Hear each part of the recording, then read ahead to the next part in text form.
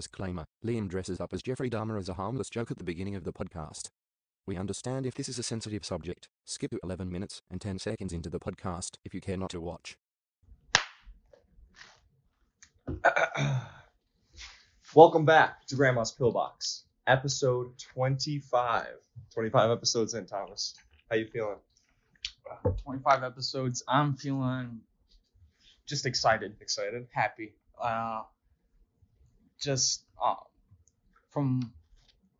We thought about this earlier. I wanted to ask you, 25 episodes in, what are your thoughts? I really only joined, I'd say, halfway through Grandma's life history, and I think it was fun. We really, developed from Dan's small room and the angle that you recorded. Oh my gosh. Episodes 9 and 10 were I just have a book, a hardcover book, and then a camera propped up on his bed. And the only angle you get is from our chest down to our feet.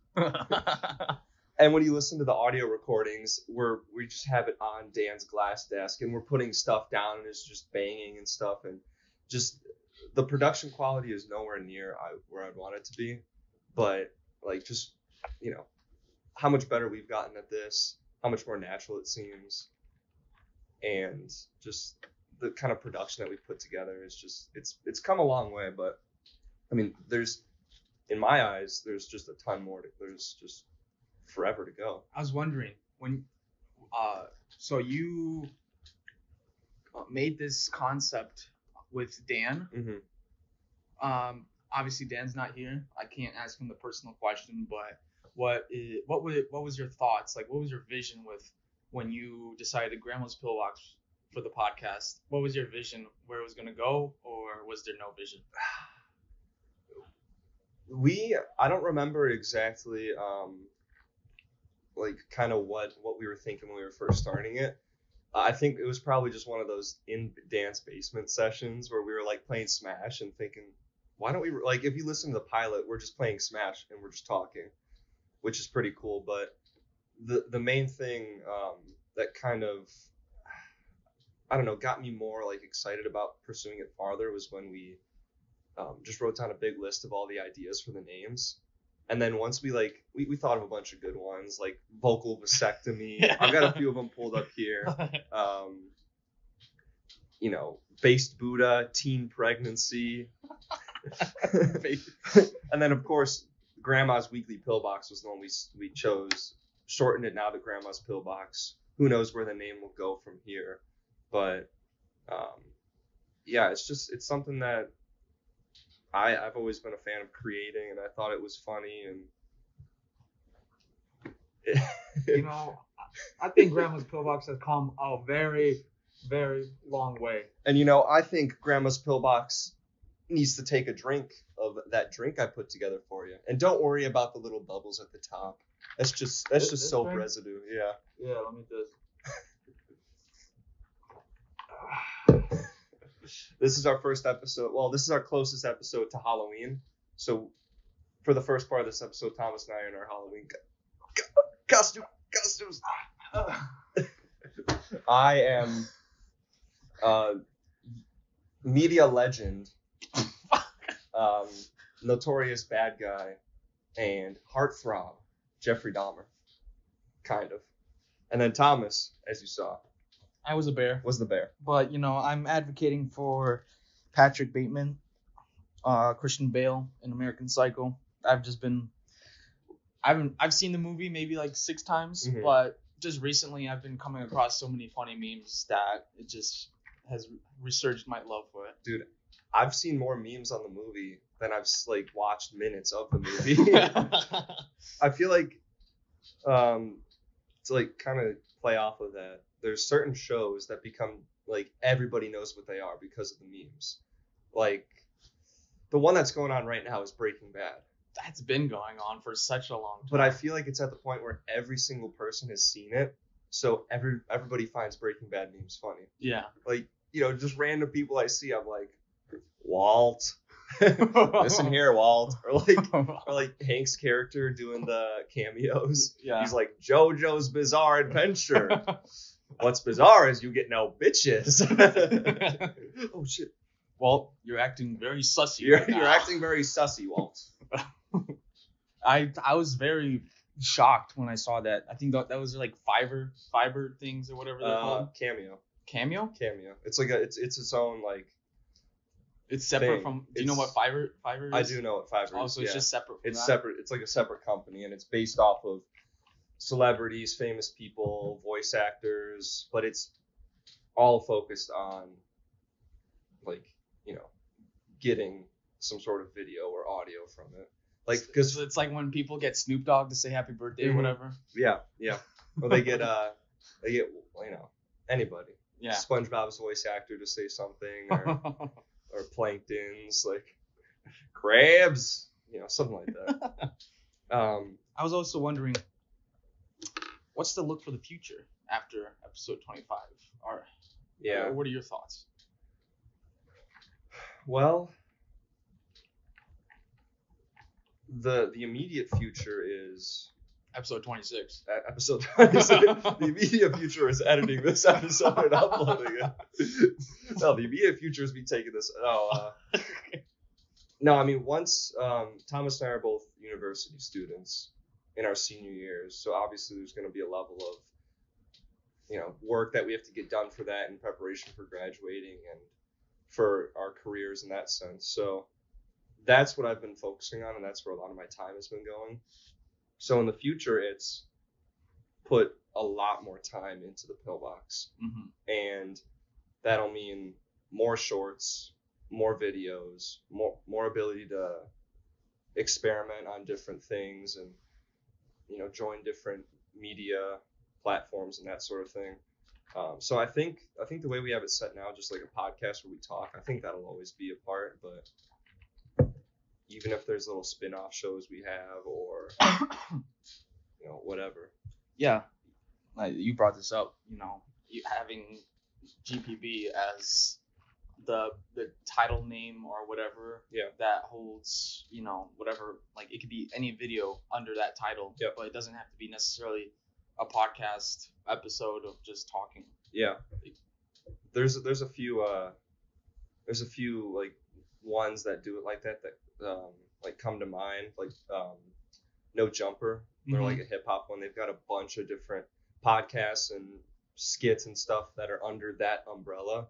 Also Lumberland, they have like a bunch of different sports related videos. They branched off and started doing some wrestling videos. Those started popping off. So then they've got that underneath them. So I mean that's kind of where I'd imagine taking the pillbox. An example of our own is Liam's UFC episode. Yeah. What is it called? It's the MMA talk. MMA talk with Liam. Check it out. Yeah. I've only got one episode. It was recapping the Peter Queally versus Benson Henderson card. I think it was 279 of Bellator. But just something like trying stuff out, trying different things out.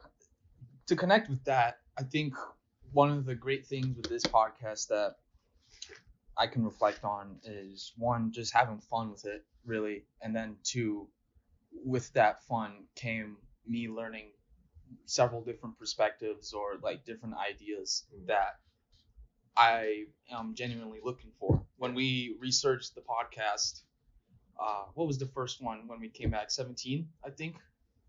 17 sounds right. I believe it was 17. Yeah. But might have been 15. Looks like it is 9. 9? That's the one. That's Grandma's come back. Grandma comes back. Yep.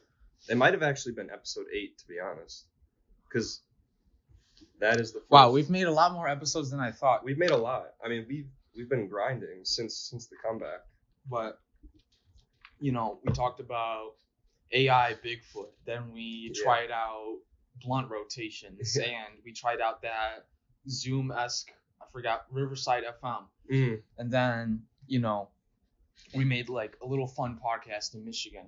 Yeah. And now we've come around and have the mushroom background.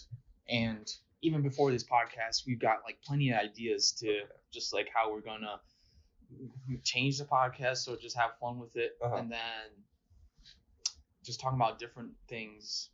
it's really about that, just having fun, like you were saying. Like if we weren't enjoying doing this, then it would just, for me to drive an hour and a half out here, be a drag. Just not having fun. And like I've heard from some people that like as you enter in your professional life, you want to have like 3 different types of hobbies. One that's going to make you money, one that you're going to enjoy, and then one that's going to keep you healthy. So this to me is what I consider my let's make some money hobby. But in the same boat, it's what I like to do hobby. So, well, speaking of some money, I think if you're going to talk about it, roll the ad. Let's roll the ad. Thank you to Castaway Club Clothing for our sponsorship for this episode. Use code PILLBOX to get 10% off your order.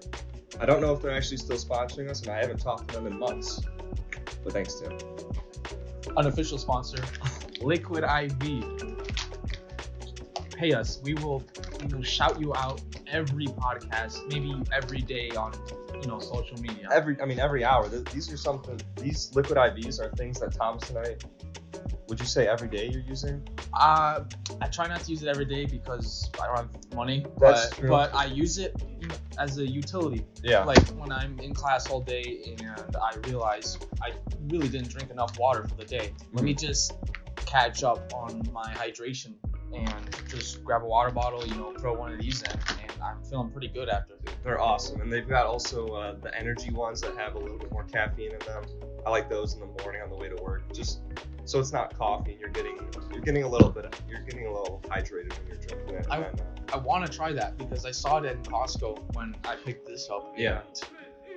I didn't question it, like how you're saying, I like to use it in the morning instead of drinking coffee.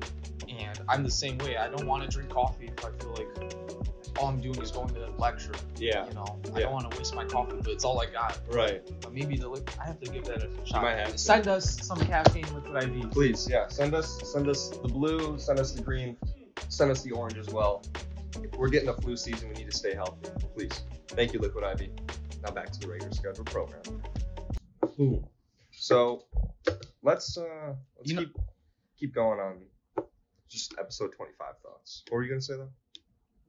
No, let's keep going. Okay. You wanted to bring up working out? Kind of. Not really. Actually, I don't know. No, I didn't. I was just. Dude, do you have any thoughts? Let me gather my thoughts real quick. I don't know where we're going. Tell us right now. Okay. We were episode 100. Okay. Episode 100. If I'm looking in the mirror and I see a shirt that says Grandma's Pillbox episode 100, I'll know that we made it. We made it? I will. Because, well, what I'd like to do for like just I'll be like researching these marketing plans. That's something I'm really passionate about, is like marketing, and that's what I'm going to school for, to get my education in. And these thoughts of different campaigns are just always flowing through my head, like, every time we release a 5th episode, we have a new t-shirt drop, and we wear that t-shirt on the episode and we promote it and we put together like a little teaser video, or yada yada yada, these sort of things. So I don't really know where I was going with that in terms of episode 100, but just that's kind of where my mind is always at. It's like trying to implement different things. So I guess when you're looking at branding, that's what you're looking at. Yeah, branding. Once we get to episode 100, what will the Pillbox brand look like is what really is going on through your mind. And that's the thing, I don't know. So like it's hard for me to look that far ahead, because every day like something new is coming up and I want to try something new. And it's probably better for me to have like set goals. Like episode 100, I want 1,000 people to view that episode. Episode 50, I want 200 people to view that episode. I want to have 100 Instagram followers by December, which is actually one of our goals that we were talking, that we'll mention later. Some people, I've had these conflicting thoughts, is that don't chase the numbers and all that, but you have to set these type of goals if you want to, make a good product. Yeah, true. Like, we could have fun and just do willy-nilly bull crap, just make whatever, talk about whatever, but if we don't set these goals, then we're not, motivated in a sense to try to do our best. Oh yeah.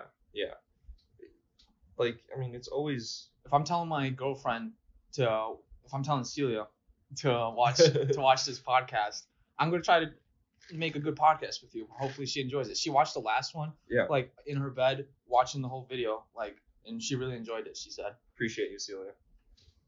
Yeah, and love you.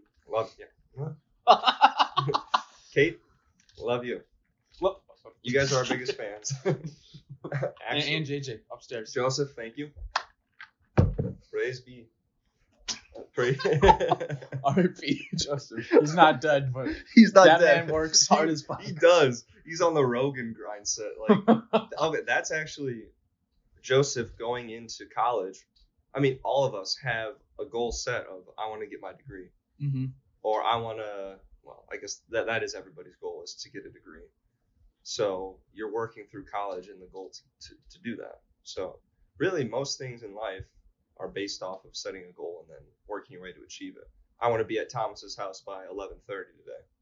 Goal-oriented thinking. Goal-oriented thinking. What am I going to have to do to achieve that goal? And then put that into action no matter if I don't like it. Like when I get home today, I want to clean the kitchen, the bathroom, my room, do laundry. Those are all my goals. How am I going to work to achieve those goals? Yeah, I have a whiteboard. It's always on and off for me when I'm using it, but I found that during the school time, if I write my shit down on the whiteboard, it makes your goals visible and a constant reminder of what you need to do, and I try to strive to finish that. Whiteboards are huge. And just on top of whiteboards, I think another thing, well, actually, I won't. That doesn't really have anything to do with, but final thoughts on kind of the fact that we're on episode 25 is I'm grateful that we're able to do this. It's been a lot of fun growing over, especially like recently, over the past like 2 or 3 months, you and I just like really almost being on like the same wavelength for this and just grinding, and like this is something that we actually enjoy. It's been pretty cool, and I think, I mean, especially in a few months, I think the summer of 2023 is going to be big for the Pillbox community. You know, look forward to it. And speaking of looking forward to something, I'm looking forward to Avatar 2. Oh, I am also. I'd like to talk about Avatar 1. Okay. They're not called Avatar 1, Avatar 2. I forgot what the official name is, but let's check real quick. But the first one's just called Avatar. Yep. And I would just like to go through the all-time grossing films list really quick. The top 1, 2, 3, 4, the top 5, and this is adjusted for inflation. So people usually look at the unadjusted one, and I guess that gives older movies a bad rap. They don't have a chance because U.S. economy is always inflating. Right. Inflation rates are at an all-time high or some bullshit. But number 1, Gone with the Wind, made in 1939, $3.9 billion. Wow. Avatar in second place. Wow. Came out 2009, $3.5 billion. Before inflation, it says 2.9 billion. So that's why. Yeah. But 2009, that is 13 years ago. Yeah. It's a long time. Titanic, 1997, 3.26 billion. Star Wars, the first one, in 1977, 3.22 billion. So just a little bit below Titanic. And then in fifth place, Avengers Endgame, 2.96 billion. Wow, that came out in 2019? 2019. And I like to say that Avatar and Titanic are directed by James Cameron. Wow. He's got top 2, top 3. Jesus. I want to see that guy's house. Actually, scratch that. I want to see his pool. His pool. That's a good way to like tell how rich is this person. What's their pool like? Does he got little LED lights in there? Yeah. He's got one of those infinity pools. True. What's the temperature like? Is there a hot tub connected? Oh my gosh. Does he have like little lily pads that his kids can run over? I don't know. But man, like, because Avatar is kind of yeah, this is a little jank. Sorry, beep. We can't sponsor you. But yeah, the original Avatar was like kind of a groundbreaking film, right? It was for the time. In terms of like CGI? It originally, I think I forgot whatever companies came to James Cameron in 1999, right after Titanic, and said you should make this Avatar movie, and he told them, no, technology's not here. I really need a lot more time to develop this film. And then he started working on the Na'vi language, so those blue people. Oh yeah. The actual language in 2005. Wow. Then 4 years later, they released the film, and I should have fact checked myself, but I think the whole entire film I've got it pulled up here. is in CGI, or essentially all of it, besides the real humans. Yeah. And that is crazy for the time, because just relatively to today, there's so much CGI in movies, and a lot computer graphics or just computer hardware has increased exponentially. Storage, processing, all of that has just increased. In 2009, look, what was it, Apple iPhone 1 or iPhone something, iPhone 3. iPhone 3. It was in 2009, and now we're on the 14. Now we're on the 14. 11 model or 11 generations later, and just imagine the technology difference. Oh yeah, it's pretty. It's like it's easier to get a grasp on like the growth of technology when you think of like something that everybody uses, like a phone. Like, oh, if you compare the 3 to a 13 that like we're recording this with. The 14. The 14. Like wait. I'm stupid. 13. 14 is the new one. Yeah, we're recording this episode. Like, obviously, everybody who listens to the show knows we're a little crazy with the camera issues, and especially the mic. The mic is just, I mean, Anna, if you're listening to this, we still don't have it. But we work with what we got. Yeah, we work with what we got. But, I mean, we're recording this episode with an iPhone. A phone. I can carry this and just, go wherever with it. Use it to call people. Use it to scroll, like doom scroll. I can create videos on it. I can join like rebelist, propaganda groups. Sure. I don't know.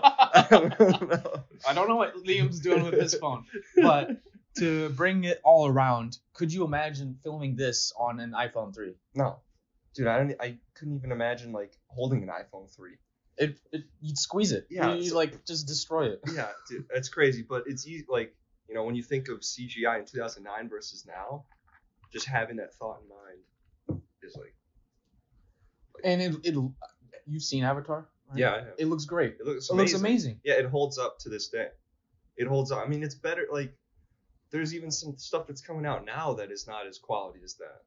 Like, it obviously, budgeting and people that it took to work on that project, it probably plays into a fact, but I'd also want to say that all of it can't just go to technology, even though that plays a big role. I think James Cameron is just a brilliant director and writer. He's made, in chronological order, I didn't include every film he's made, but just some notable ones. Terminator, the first one. Aliens. Terminator 2, my favorite Terminator. Titanic, and then Avatar. And Titanic held the world record for the highest grossing film all the way up to Avatar. Wow. So I think James Cameron is just a brilliant director, and he's got to be up there with the greatest of all time. You could easily make the argument, but the sci-fi concepts in Avatar, I love them. I love it. I love just the fact that Cameron came up with this entire like new universe, a language, a universe. Yeah, it's crazy. And yeah, he touches upon some really cool sci-fi concepts, such as, I forgot the main character's name, but the soldier that goes into that chamber thing and then turns into the Na'vi. Yeah, he's like crippled before, and then he turns into one of them. But that's how do you call it? It's like just a military advantage that you can go into this thing and turn into some other crazy humanoid creature to use to fight or gain intelligence. And you're on this planet because you're trying to get unobtainium to like fuel your capitalistic drive. Yeah. And it's such a great plot, and Did you get a chance to look at the trailer for the new one? I've been holding back. Okay. I didn't look at it at all. Neither did I. So, do you want to play that real quick? Let's take a look. All right.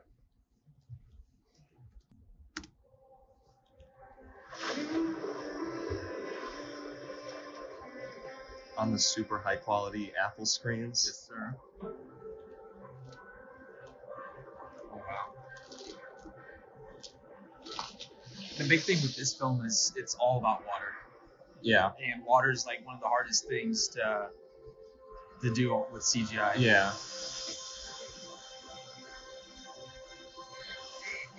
Dad, I know you think I'm crazy. But I feel her.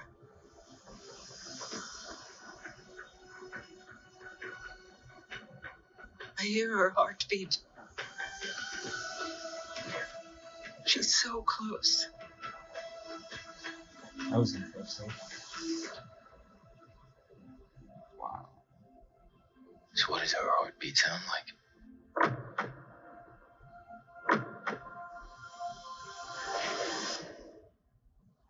Mighty. Oh shit! Oh shit!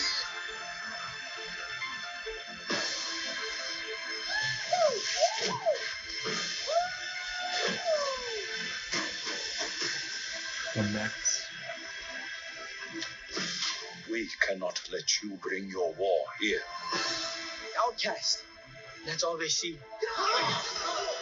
I see you.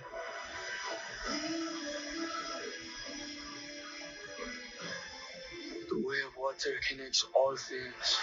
So essentially, imagine that all of this is generated in a computer. Yeah.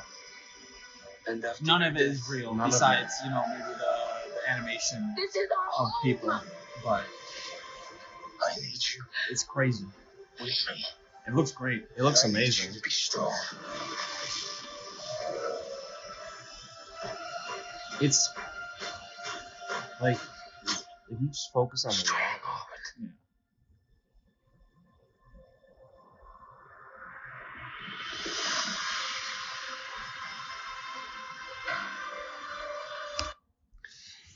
Whew.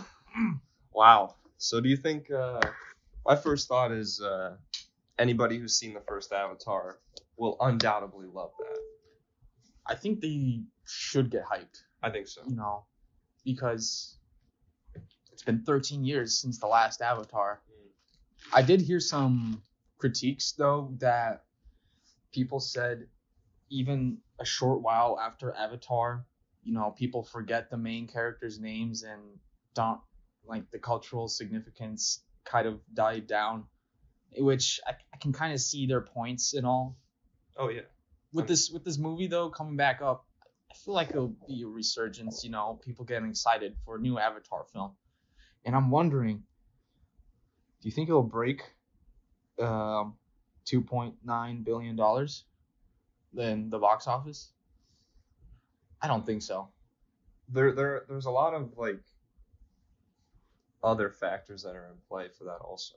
I mean, when you think about 2009, we were just like I don't know when it came out, but the housing crisis was right around that time, and it was still doing that well in theaters. Yeah. We've got a similar, I mean, we're Almost similar. But post COVID, I feel like a lot of people are gonna be like, man, I want to see this in theaters. So I think it will Break 2.9 billion. I think it will. Just I don't know, just the sentiment of everybody is like, and I feel like that's not a movie that you can see just watch on your computer. Mm-mm. Like you Mm-mm. need to see that in theaters, I- IMAX, recliner, bowl of nachos in front of you, maybe like some McDonald's you snuck in your girlfriend's purse. Like this is, I mean, I didn't see how long it was, but the old one was 3 hours. The runtime, I think, is 3 hours and 14 minutes. Okay, so it's gonna be a whole thing. You know, I feel the one thing that sucks about the movies, but is also a positive, is that I can't hold in my piss for that long. Especially when it's I could be drinking no water, be dehydrated as fuck. I'm halfway through the movie. I'm like, why do I have to piss? I have to piss. You're just too excited.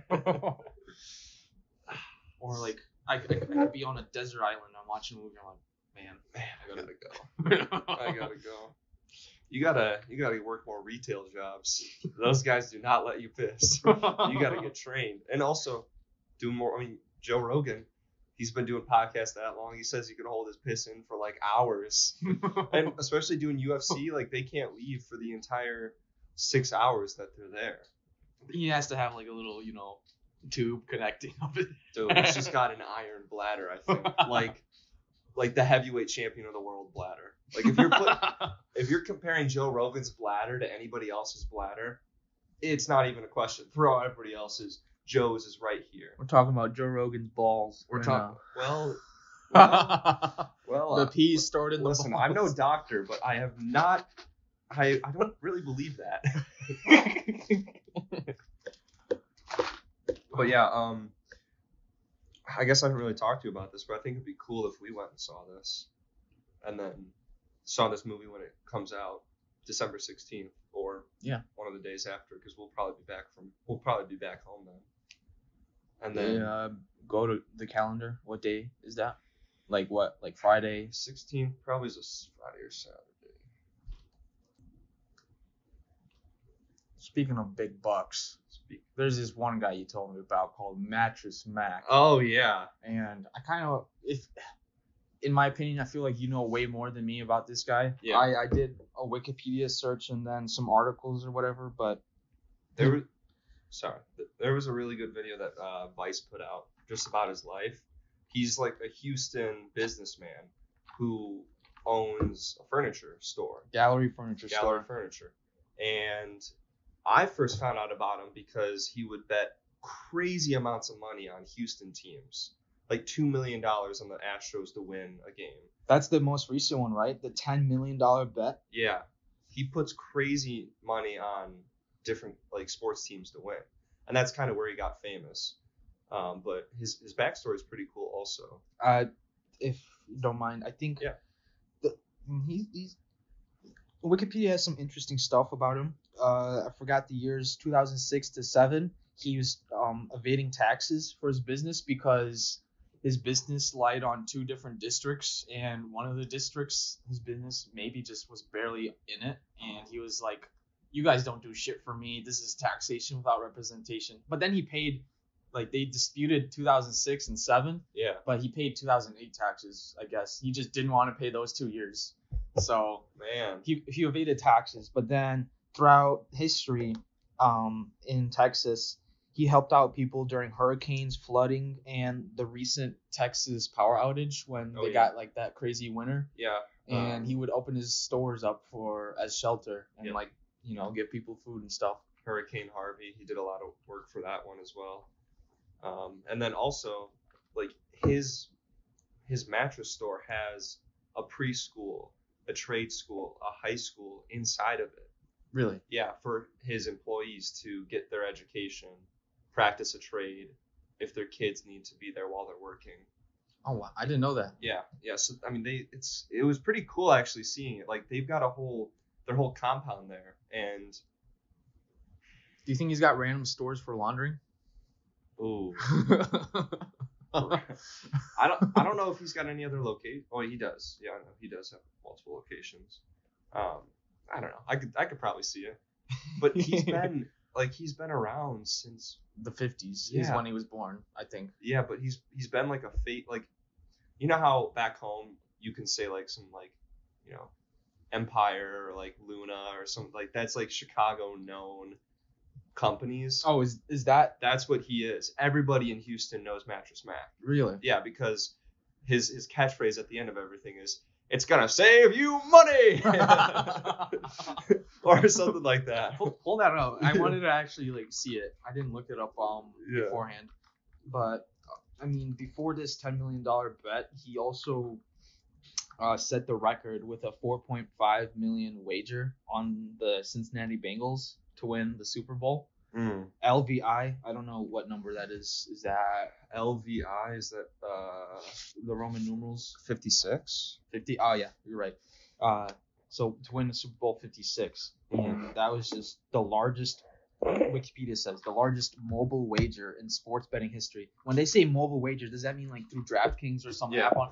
Yeah. Could you imagine? Could you imagine? Oh yeah. Hey, first let me call up my bank real quick. Hey guys, so I'm about to drop $10 million, and it's gonna be a mobile transaction through my iPhone into the DraftKings Sportsbook app. By the way, sponsor us. MyBookie.ag sponsor us as well. And then there's a hotline for if you have a gambling addiction. Yeah, I don't 1-800-GAMBLER. But before you show me this, yes. something that I thought of immediately was Uncut Gems. And the way he talks, I think might be a little reminiscent of that as well. So let's take a look. Here we go.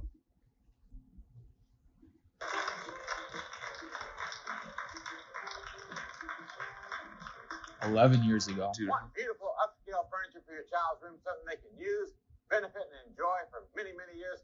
Well, come to Gallery Furniture, 6006 I-45 North in Kittle Park. We've got beautiful young Hinkle bedroom furniture on sale. A tremendous selection of young Hinkle bedroom furniture for your child's room. We've got it in stock. And, of course, tremendous savings on the tremendous young Hinkle bedroom furniture sale. Gallery Furniture saves you money. Saves you money. Money. That's hilarious. Circa 1989. 89. Wow, that is an old commercial. I grew up outside of Houston and saw these commercials nonstop. Really? Comments? Yeah, that's what the comments. Yeah. But there's a recent. I saw a video, or I didn't watch it. I just saw it on the Google search. It said he cursed out a fan. Oh yeah. Did you know the context for that? It was because the Astros are playing the Phillies right now, and I think it was after the Phillies had a historic game. They had 7 home runs in that game and like shut out the Astros. That was the game that Mack put like, $2 million or whatever it was on, and drunk dudes were just chirping him as he was leaving, and he was probably pissed off. He lost a lot of money, so he was just talking back. But I don't think there was anything too crazy that happened. No punches thrown, but wait, that was he lost the $10 million bet, or is it still going? I didn't. I don't know if it was. That was just a game. Yeah, that was just a one game. Oh, okay, never mind. Yeah, if he wins this bet though, he can net $75 million. And that's if the Astros win the World Series? Yeah. Jeez. Oh, that's insane. Like, even if you already are a millionaire, that's 700+% profit. Now, how does that work for taxes? He probably has to pay taxes on that. There's a bomb. That was the go.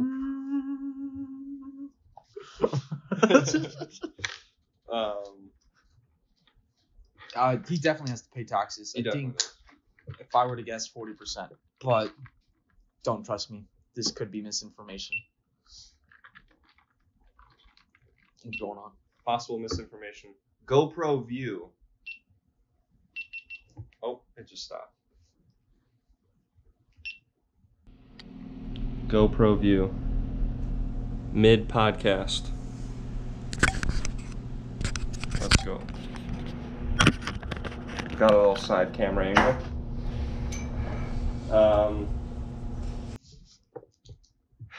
Yeah, so that's all I got on Mattress Mack, though. I don't know what else to. Yeah, that's all I got. Also, I thought it was just a cool little story, and especially watching that video on him was pretty neat. Oh, but I guess even if you I'm guessing you're betting on games. I'm noticing a lot more people betting on games. Like my buddy in class he's checking on his bets during class, and then some of our other friends are making money too, like good money. This one person I know is always posting his bets on his Snapchat. I'm not gonna drop his name, but just always posting it. It's a trap. You're statistically not in the long run not going to win money. That's why I thought of Uncut Gems. Yeah. But I've got some buddies that bet also. There's different things that when you sign up for a sports book, you get.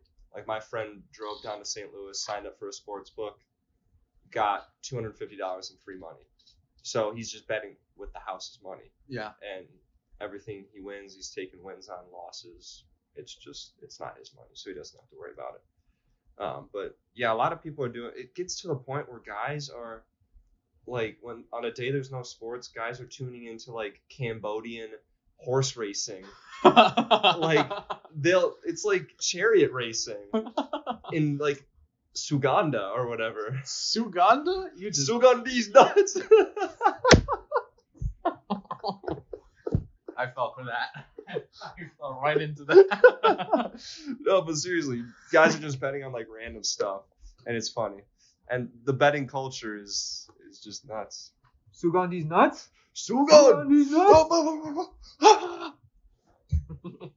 All right, that concludes Mattress Mack. Thank you. Let's get back on track here. I think this is going to be a much more morbid topic, but unfortunately, rest in peace, Takeoff. Yeah. Got shot. Mm-hmm. There's been a bunch of news coming out recently, and I've been trying to keep up with it. I know for a fact it was at like a dice game, and It was in Houston. It was in Houston, which a lot of Houston news today. Shout out H-Town. But I don't think he was directly shot. Some news thing I read said it was a shrapnel, or Yeah. just what do they call it? Ricochet. Yeah. But I found an article during class that I thought was really good from the USA Today. They wrote about two main things, and it was the desensitization and sensational. I cannot speak, dude. Sensationalizing and desensitizing celebrity deaths surrounding Takeoff, and then just the widespread, because there's a video of Takeoff. I didn't watch it, but his dead body or him getting shot. There's a video of it. Oh my god. TMZ has it posted on their website, and people are just spreading this video around. And they made a really good point that all these black celebrities that die, people just with no remorse just spread the video. Kobe Bryant in his helicopter. Yeah. The Takeoff, when X got shot in his car, people were recording him dead in his car. And then just also making it popular entertainment. When Nipsey Hussle died, they made it like on the news. Yeah. I think. Well, I mean, you look at like drill music. There's an entire genre based around. There's an entire genre based around killing and talking about people that are dead and all that stuff, and it's just glorified, and all these young people are listening to it, and obviously they probably think it's bad, but when it's just around them all the time, it's like it's not good. I don't find it comfortable to look up the death video of whatever. Like, I only seen the X video because it popped up on Instagram. I'm not searching the video up. It just pops up, and they made a good point. It's like, you got to think about the family. The children they're not like, they don't they go on social media. They have to be afraid of seeing their father or whatever dead. Oh yeah, on their phone. Once it's on the internet and any relation to that celebrity, they're just gonna get it sent to them. Like, and because people don't care. People are just gonna, oh, ha ha ha, this is funny, I'll get a little laugh. Yet there's families that are grieving based off of these people that are dying. I mean, you look at like Chicago news, especially over the summer, is just deaths every single day during the nightly news. Mm-hmm. And you can just become so desensitized to it like that. And this is kind of for me, because I just almost feel like I'm in my own bubble. Like, oh, that's not going to touch me. I was kind of like that with, the virus that was going around, COVID. Just that whatever virus. Yeah, I don't know what's happening. I don't really know if you know what it is. No, I mean, I was like that with that. I was like, it's not directly like affecting me, so I just feel like I'm like immune from it. Mm-hmm. That's what I thought too. I thought I don't go outside, I stay in. I'm not exposing myself. I don't need to care that much. Yeah. But it's happening. Yeah, but I mean, we're gonna go with that. Yeah, with anything like that, that's like pretty serious, like a world. But both those topics, it's better to be cautious about it and to realize the gravity of the situation than to just be like, oh, this is never gonna affect me. Let me just watch the news. Let me just see all this stuff, like scrolling through Instagram, seeing a dead body. It's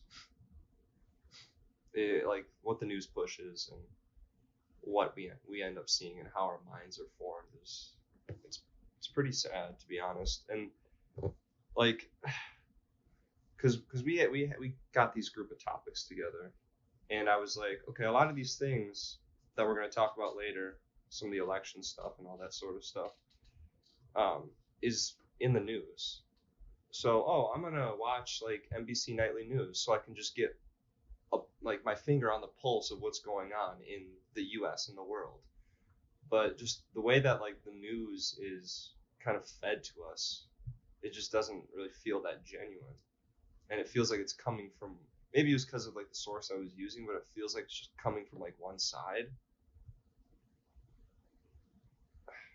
Yeah. You have to be conscious about, the source, the bias, the view.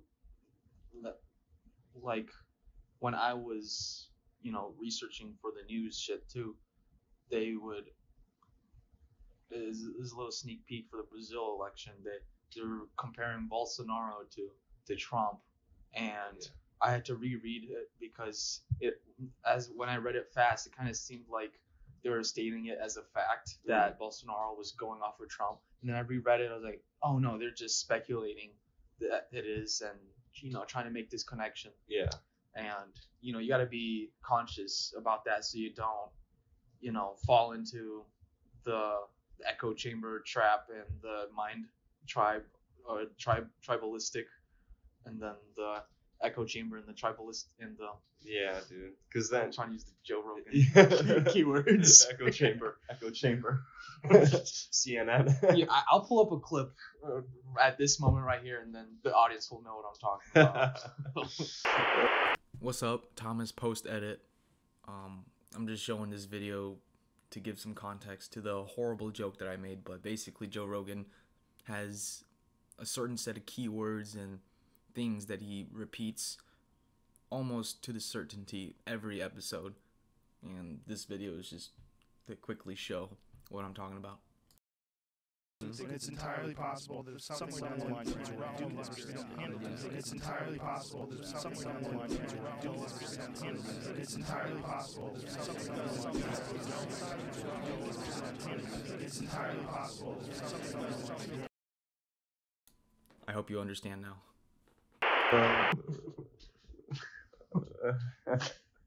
Echo chamber. If it's not on the internet, I'll make it myself. Yeah, I mean, we can kind of conclude talking about that there, but yeah, I don't want to talk too much about it, but I think it's an important thing to it is bring up because it's been happening often. That just rappers in general are dying. Yeah. Or black celebrities. Mm-hmm. Pop Smoke. Pop Smoke. He died. Yeah, he was same thing. It's there.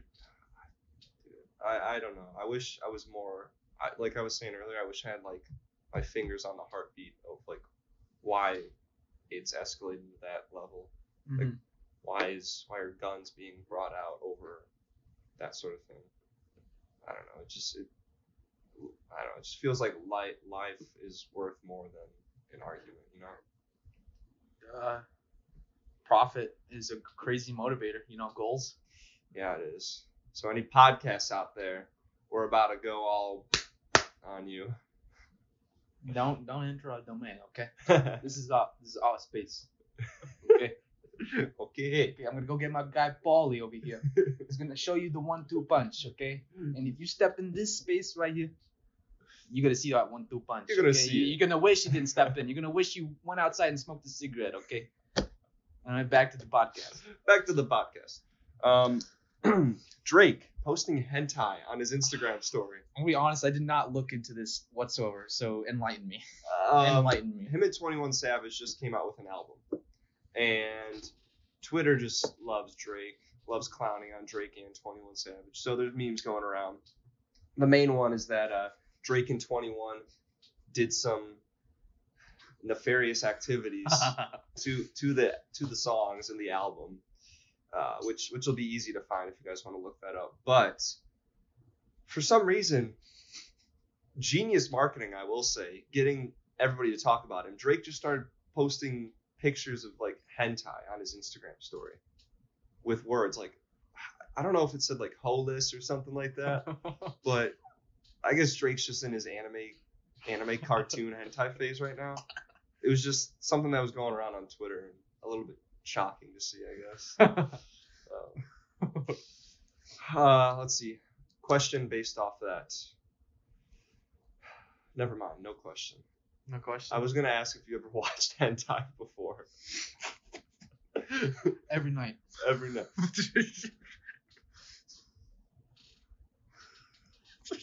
Dan, I'm looking at you. Dan. Oh, Nico. Just kidding. Moving on. It's election season. Sadly, yes. Sadly, it is. But greatly opportunistic. Yes. So there's a lot of things that are being voted on. So let me see if my thinking is similar to what you were thinking, and you can kind of add on to what I'm saying. So there's governors that are up for election. Mm-hmm. There's seats on the Senate that are up. Yes. Is there seats on the House that are up as well? I believe so. Okay, and then these people have certain amendments that they're trying to push. And then there's also just general amendments that we could vote on as well. Yeah. Okay. And right now we have a majority Democrat House. And Senate. Senate. Or which just barely majority. Just barely majority. Just barely. Which, I mean, makes sense because there's a Democrat in office right now. But the big word that's been coming around is the red wave. That there's going to be a big swing to like a majority Republican House and Senate after this election cycle. I think for the Senate, the Republicans only have to gain from their current position 1 or 2 seats to get the majority for the Senate. And then I don't know for the House of Representatives, but it's still also close. It's close. Yeah. I don't know do you know Herschel Walker? Herschel Walker, I believe I heard that name. He's running in Georgia. Oh, but is he the Democrat or the incumbent? Or, the guy that's already in? No. He's the guy running against. Yes. Okay. Yeah, and he's a Republican, I think. And he's a former NFL player, Hall of Famer. Like, nice. Pretty well-known guy. So I was just like shocked to see him on there. I was like, Herschel Walker, what are you doing here, buddy? But he's got some controversies on him, doesn't he? Probably. I watched a video this morning and they talked about rape charges and then other things. Maybe not rape. I digress. Fact check me, please, before I get sued for no reason. Herschel Walker. Allegations? Anything? He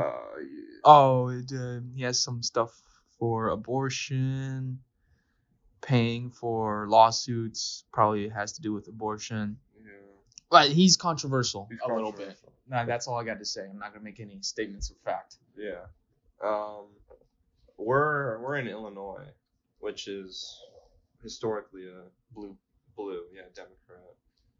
But there was a few there was one amendment that I saw that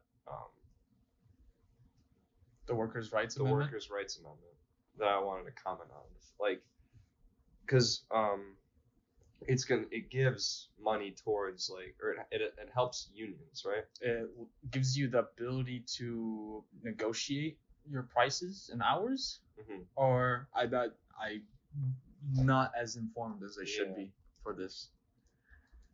But I did hear the talk of the town, you could say, is that it's going to raise income tax for people in Illinois. Oh. So, we already have one of the highest income taxes, and us being Isn't California the highest? Yeah, I think so. Us being Gen Z, we're already pretty averse to spending money. So I don't know if this vote's going to go through. The workers' rights? Yeah, because I saw that it was like projected $4 billion increase over the whole state in taxes. The problem is if, the money is going to be put towards where it's saying it's going to be put towards. That's always the question. Yeah. Especially in Illinois. I forgot his name, but the governor. J.B. Pritzker? Or no. The guy that went to jail or whatever. Was that Rob Blagojevich? Blagojevich. Yeah. Yeah. Tom Cullerton. Imagine if one of those see this. That would be funny. I mean, he's on the public stage, so we're allowed to talk about him. Yeah, of course. But, it's always a thing in America, in Brazil, in any place really is corruption. Yeah, I will ask. Are you registered to vote? Yes. Okay. And you're planning on voting on October 8th? November 8th, yes. November 8th. Sorry. The October 8th has passed. October 8th. It's gone. November 8th, upcoming. You are planning on voting? This Tuesday, yeah. Okay. I just have to, since I'm here at school, I have to find a piece of mail with my name on it that proves that I'm here right now. Because I'm registered to vote back at home. Yeah. In Chicago suburbs for DuPage. Oh, shoot. I might have to mail in a vote. It might be too late for that. Just buy something like 1 day shipping on Amazon, Oh, yeah. Just to get, because I think that's allowed. You can use an Amazon package to prove. Oh, okay, then I should be good then. At least that's what I've heard, that they made it easier for same day registration or just, showing your address this day you vote. Interesting. Okay. Well, did you have any other thoughts on the election? Well, the videos that I watched, I can probably tell they were Democrat leaning, and they were talking about if Republicans, it's big because they can gain Senate and House control, and then they can pass or try to pass their own stuff, which has to do with abortion, drop in social. I am spitting misinformation because I do not have any sources. I'm an imbecile, but Democrats, they want to get rid of the filibuster rule so that they can actually pass laws. So if they keep the Senate, I think, then they're going to try to pass that. Yeah. If they can somehow. The filibuster is people can, like, even from your party, just not attend, and then you don't get majority, vote. Yeah. Because they want to pass that, but I think a couple of Democrats are like, no, I don't want to pass that. So then they're filibustering. Yeah. Or they want to, ensure abortion rights into, it said codify. I don't know what the hell that means, but I'm just guessing it means to make abortion rights unquestionable. You can't get rid of them. And then probably increase wages, more taxes, socialism. My friend had a hot take. I think I might have to mention this later, but I'll mention it right now. He says socialism will take over capitalism.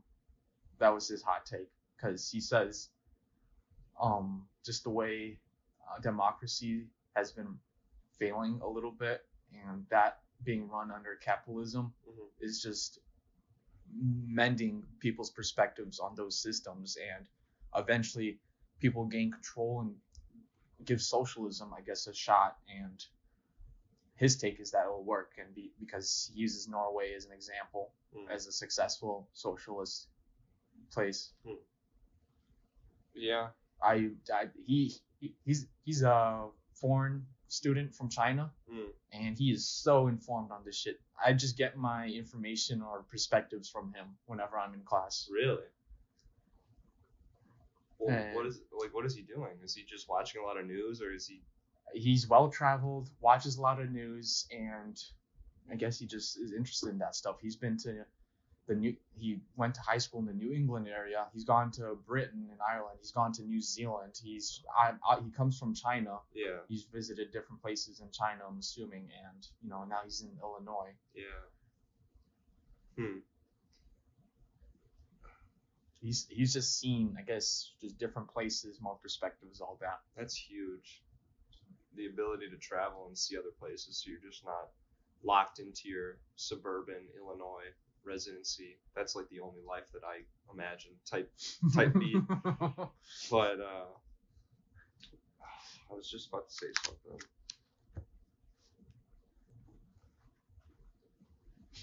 Tell me what you were thinking. So I've actually, in terms of socialism, I've thought about like a universal healthcare. Yeah. And like ways that we could implement it to make it actually, reasonable. And it seems possible to do it. Like I'm a fan of the current healthcare system just because, what my brothers went through.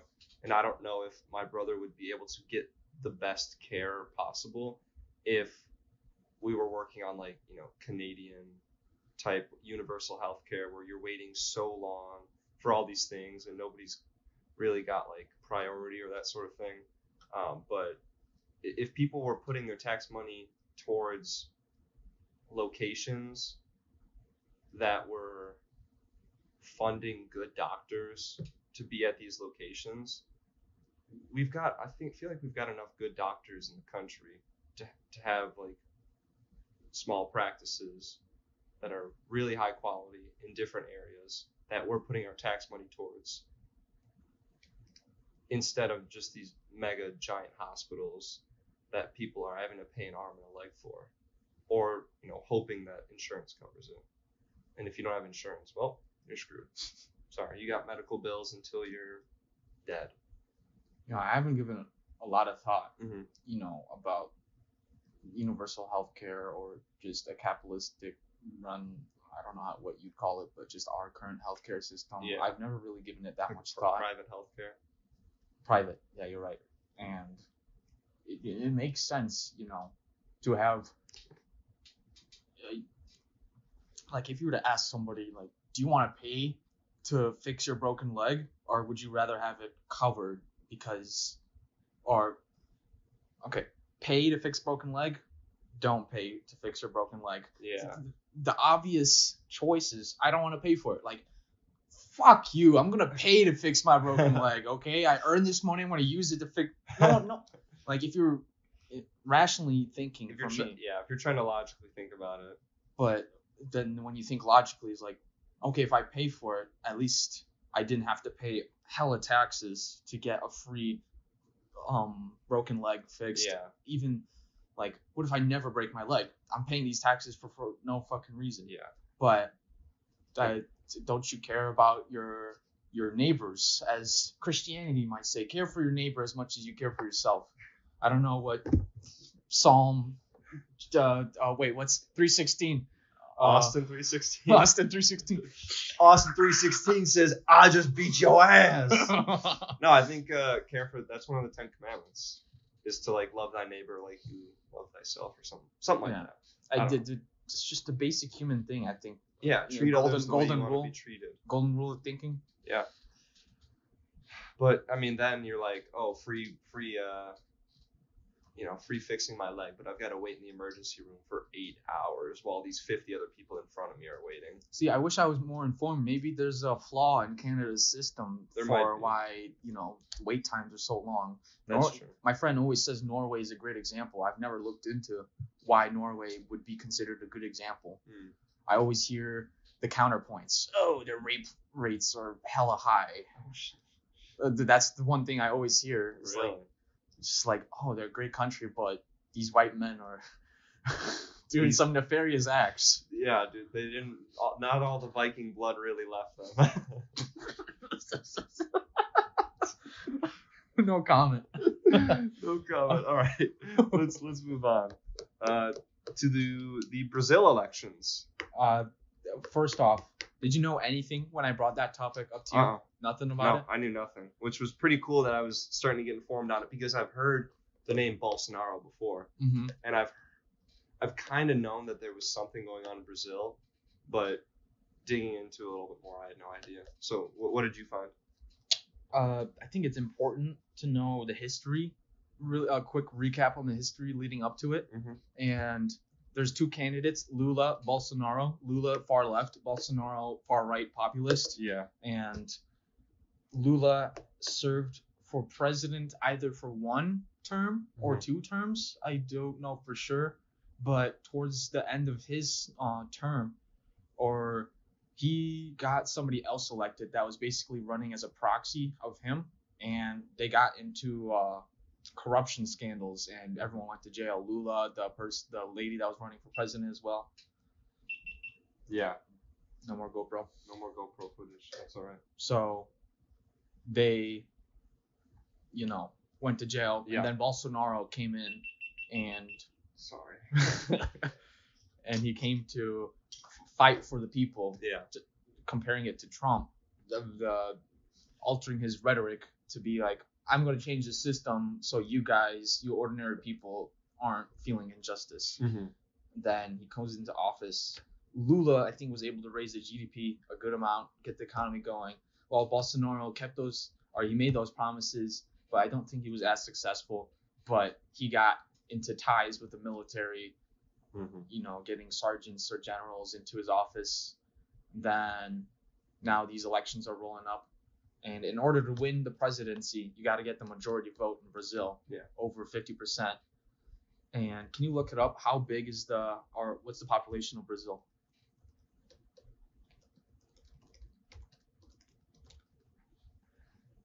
$214 million. Wow, 214. I think they are the 3rd largest democracy in the world, Brazil. The U.S. is 300 million. Yeah. So that's insane in my head. That I just never thought about that. Yeah, I mean, being such a big democracy or democratically elected, run, whatever. But the first round was October 2nd, and it was a close run. Lula 49 maybe, and Bolsonaro 48. Yeah. But no one got majority, so they have to run a second round of elections, and that was set on October 30th. And on Wikipedia, there was lots of political violence done from Bolsonaro. And since he had the military on his side and he was close to majority anyway, so people are supporting him, he was calling against Lula supporters. And one account that I can remember is this one Lula supporter on the street, probably had a shirt on, I think. He got beat up just after getting out of the hospital. He had a seizure while getting beat up, goes back to the hospital for 3 days, comes back out. He can't get out of bed for weeks. And jeez. He gets beat up again. R.I.P. that man. But I think the stat was every 2 days or every day there was a political act of violence. And leading up to October 30th, Lula definitively gets a majority, 50%. Bolsonaro 48, 49. And Bolsonaro doesn't recognize it right away. He's like, fuck you. These elections are rigged. Fuck you. And that's where I first started looking up, was in the heat of the Bolsonaro's not giving over control. And all the sentiment online was, some shit's about to go down. That's the guy that has military favorship and is not directly recognizing the results. But what I liked, or I didn't like, but what I thought was notable was he said, I don't know the direct quote, I wish I could pull it up. He says, as a Brazilian citizen and as the president, I do not care for the election results or whatever, but I will follow the Constitution, and then goes back into his house. And then one of his staff members, he's authorized me to start the transition process. And then 2 days later, he recognized, I think, the results and, allowed the transition to fully happen. But in those 2 days, truck drivers or Bolsonaro supporters go to the streets, setting up blockades, calling for a military coup. like the supporters are calling for. Usually the people don't want a military coup. They want their country at peace. Yeah. And an immediate example I can think of was, I think 2 years ago, Myanmar had a military coup.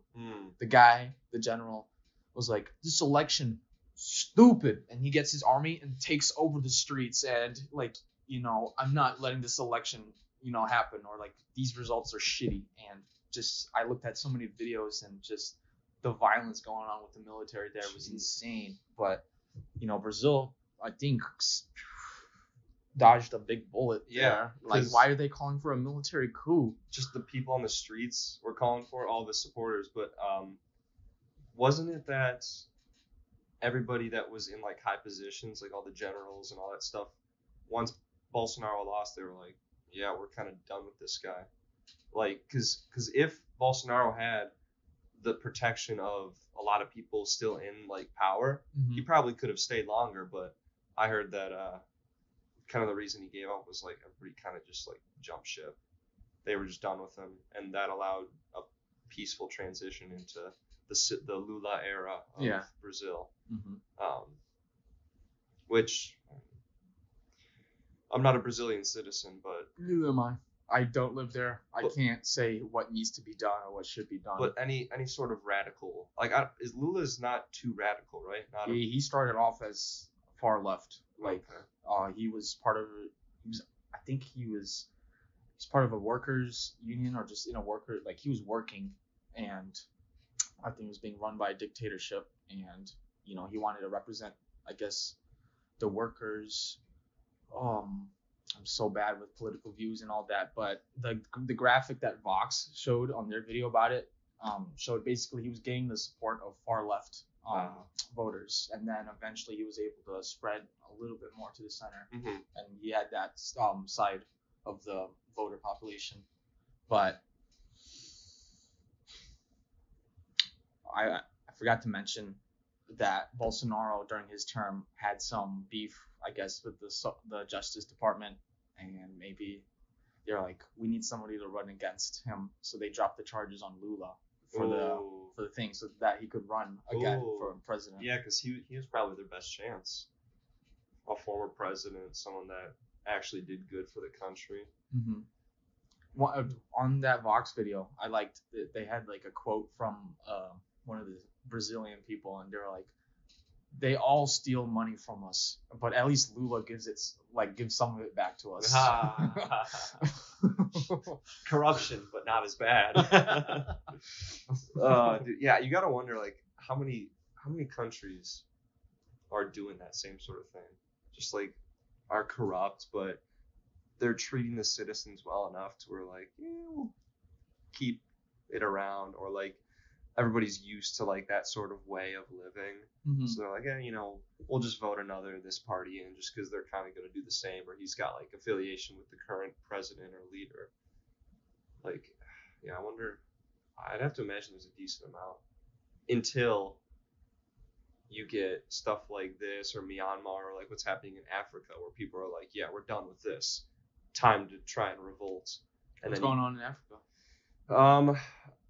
I think there's just, in some countries there's just been a lot of ethnic wars. Yeah, ethnic wars, turmoil. I think fighting against the government. Yeah. Looking at Africa, you have to be thankful to be in America. Yeah. And you can't complain that hard. And you look at so many different countries and what they're going through. Yeah. Yeah, being the average person. I mean, a lot of those countries, if you're not upper class, you're lower class. There's like no middle. So like, how would we get up to upper class? By knowing people. We don't know anybody. Yeah, you'd be out of luck in those places. It would be tough to live, tough to try and thrive. Probably a lot of dirty stuff going on. Dude. Imagine how nice it's going to be when we have mics and the quality. Yeah. It's going to be so good. And then I'm thinking I'm going to try and get a 4-channel mixer. 4-channel? Yeah. There's a sale, I think, going, holiday sale going on for whatever we were looking at. On Amazon or? No, just from the website. On their website? Okay. I'll have to shoot some stuff over to Santa Claus and see what they can come out with. 4chan would be nice. And then we could get in like max 2 more guests. Yeah. You know. Yeah, for sure. And like that'll be, dude. We can finally hear Dan. We can finally hear Dan and Colin. The whispering that they were doing. Where you can't, trying to make subtitles with like listening on full volume, you could barely make out what they're saying. Episode 22 part 1 released not too long ago. The volume or the audio was kind of scuffed, but it was enjoyable to listen to. I had my speakers on full volume because that's like the only way I could hear everyone talk. Yeah. But then when you guys start laughing, it's like yeah, there's a way for me to like cap out like the decibels, which I thought I did, but I was putting in like so many different like, because it was like a 4-hour recording, so on that camera it groups it into like 45 minutes. I know what you mean. Yeah, so I think I increased I had the audio on the same level for everything, but the peaks in some of those later ones were very high, unfortunately. And I mean, as we're growing and getting more used to editing and that sort of thing, it'll be something to remember. To circle back, I forgot to give this perspective, but I loved jumping back into Photoshop and what do you call Premiere and just all of Adobe Suite. Yeah, I mean, those are the 2 main programs that I use, and I've used both of them before just for fun. I made I'll link it, I guess. I made a YouTube poop of AirSoftfatty, and I love that video because I got to learn Premiere and just do something that at the time was really funny for me. Yeah. Where I was doing, I think it was during COVID. I was stuck inside. I wasn't doing anything. And Photoshop, I've just generally had fun times with. I made a couple of art pieces or whatever, or collages, and then I took Photoshop class during high school. Yeah. So it's in my brain that I've learned it before, and being able to jump back into it is muscle memory almost. Just I had to go through the reps, and it's just a lot of fun to realize the tools that are available to you. With me running the Instagram account, I started off, we did the daily pills, and we would record a video, I'd send it to you, and you'd just put them together and then upload. Yeah. And now we're using Premiere, and we've got the dimensions set. We know how to zoom in, add captions, add the music, and there's just so many more layers adding on top of every time learn a new tool. And that's been a very fun part of this whole process for me so far. Yeah, same here. It's something we're going to keep getting better at as we grow. And it's just about putting the time in, and I like doing it, so it's a lot of fun. Should we wrap it up here? Or do you want to... I mean, we have one more topic, Elon talking about buying Twitter, but we could just one thing. Yeah. He brought the sink into the building. He's like, let that sink in. That's the only notable thing I remember. Oh, yeah. If more happens with that, we'll cover another episode. But he tried to buy it before, then he pulled out with a little wimp, and now he's trying to buy again. Is he because he put an offer in, and I think he tried to pull it out, but they accepted it, so he was contractually obligated to buying it. Yeah. Damn, so he kind of got caught, huh? But now he's just trying to make the most out of it. I guess so. Elon, controversial stock, what do you call it? Manipulation, weird tweets that also manipulate the stock market, and then Dogecoin. I don't have much to say. Just let that sink in. Let that sink in. The billionaire buying Twitter. Well, in that case, have you seen that? It's an open suitcase with a well in it. Well, in that case, just. I think we'll end the episode here. Episode 25. Thank you all so much for watching. Quarter of the way to 100. 1 away from 26. We're gonna keep growing. We're gonna keep improving, and this is a lot of fun. Please, if you end up watching this video to the end, comment your favorite topic that we talked about. Please do. I'd like to know. Yeah, we appreciate it. This is kind of the style that we've been doing recently, and it's a lot more fun, I think, having a few set topics that we talk about and then going in and just doing them. Yeah. Yeah, sweet. Thanks for listening to episode 25. Liam and I on November 5th is when this was recorded. If you want some context for all the information that we've been spitting and gargling up. Misinformation. There have been zero. Well, there's been a few. I don't know the word that I'm trying to use. I want to shout out our viewers: JJ, Celia, Kate. Is there anybody else? Nico. Thank you for watching the last episode. Yeah. I hope you watch this one to the end and hear this shout out. And intern Chris, possibly Dan. If you guys listen to this, yeah, I mean, just appreciate all you guys. We're growing. We're doing the thing, guys. We're doing it.